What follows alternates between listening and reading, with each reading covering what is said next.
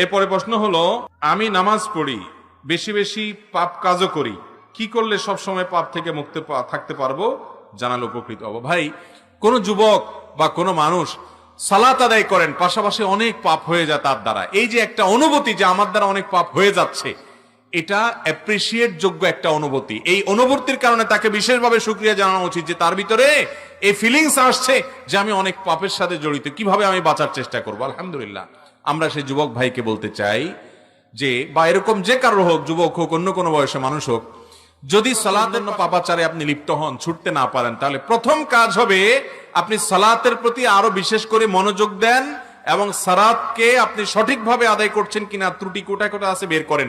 এক নম্বর, খুব ধীরে ধীরে সময় নিয়ে সালাত আদায় করেন, খুব সময় নিয়ে। 4 রাকাত সালাত কমপক্ষে 10 মিনিট ধরে যদি পড়তে পারেন, 2 রাকাত সালাত আদায় করতে যদি 5টা মিনিট সময় বরাদ্দ দিতে পারেন, আস্তে আস্তে রুকু করেন, আস্তে আস্তে সিজদা করেন, লম্বা সময় নেন, সালাতের কোয়ালিটি বাড়বে, সালাতের মান বাড়বে। এরপরে মনোযোগের সাথে সালাত আদায় করবেন, মহব্বতের সাথে তাসবিহ পড়বেন রুকুতে সিজদাতে, এবং যা পড়বেন বুঝে পড়ার চেষ্টা করবেন, নিজের সাথে লড়াই করে হলেও মনোযোগ ধরে রাখার চেষ্টা করবেন। ইনশাআল্লাহ দেখবেন এই সালাত আপনাকে পাপাচার থেকে সরায় আনবে, কারণ আল্লাহ বলেছেন ইন্নাস সালাতা তানহা আনিল ফাহশাই ওয়াল মুনকার, সালাত মানুষকে অন্যায় অশ্লীল কাজ থেকে বিরত রাখে। 1 নাম্বার 2, পাপের কাজ থেকে বাঁচার জন্য সব সময় রাখতে হবে পাপের পরিবেশ থেকে বাঁচতে হবে। পরিবেশ, যেই জায়গায় যেই পরিবেশে গেলে, একজনে ফেসবুকে গেলে আর চোখের গুনাহ থেকে বাঁচতে পারে না, তাহলে সে ফেসবুক ডিএক্টিভ করে ফেলবে। একজনে ইউটিউবে গেলে ওয়াজ শুনতে শুনতে পরে কোথায় কোথায় যায়, আওয়াজের ভিতর ঢুকে যায় সে, তাহলে সে ওইখানে যাবেই না, ওই অ্যাপই ফেলে দিবে।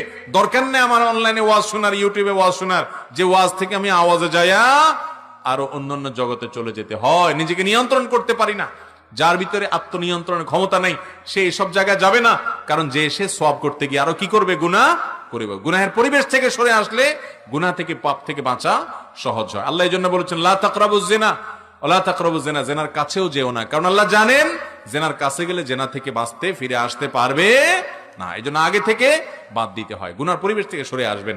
নাম্বার 3, পাপাচার থেকে বাঁচার জন্য আল্লাহর কাছে পানা চাইতে হয়। যখন মনটা নরম হবে, একটু চোখের পানি ফেলে কেঁদে দেন, আল্লাহ আমি তো পারি না, আমি তো আর পারছি না, আমি বহু চেষ্টা করি কিন্তু শয়তানের সাথে পেরে উঠি না। তো যেটা বলছিলাম, গুনাহ এবং পাপ থেকে বাঁচার জন্য 3 নম্বর কাজ হলো ভাই, বেশি বেশি করে দোয়া করবেন, দোয়া।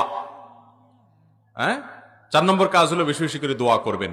যত বেশি আল্লাহর কাছে গুনাহ থেকে মাফ পাওয়ার জন্য, গুনাহ থেকে বাঁচার জন্য দোয়া করবেন, আল্লাহ তাআলা হেফাজত করবেন। এবং 5 নম্বর কাজ হলো নেককারদের সান্নিধ্যে থাকবেন।